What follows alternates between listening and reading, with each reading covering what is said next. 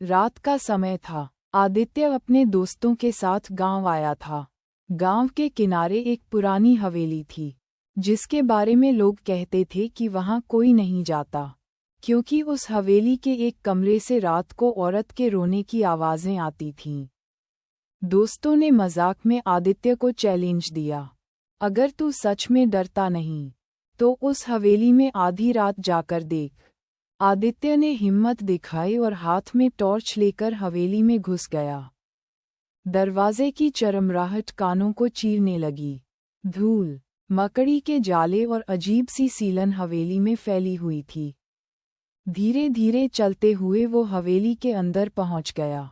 अचानक टॉर्च की रोशनी दीवार पर पड़ी तो वहां खून से लिखा हुआ दिखा, यहाँ मत आना।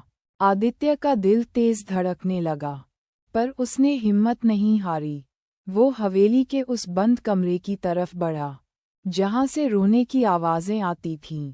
जैसे ही उसने दरवाज़ा खोला, ठंडी हवा का तेज झोंका आया। कमरे में अंधेरा था, पर कोने में सफ़ेद कपड़े पहनी एक औरत बैठी थी। उसके लंबे खुले बाल ज़मीन पर फैल रहे थे, और धीरे धीरे वह सिसक रही थी। आदित्य ने डरते डरते कहा, कौन हो तुम? औरत ने धीरे से सिर उठाया। उसका चेहरा देखा तो खून से भरा हुआ था, आंखें लाल चमक रही थीं।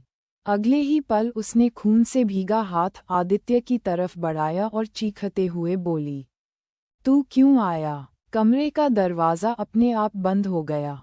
आदित्य चीखा, टॉर्च हाथ से गिर गई, और हवेली के बाहर खड़े उसके दोस्तों ने बस उसकी चीख सुनी। उसके बाद आदित्य कभी बाहर नहीं आया।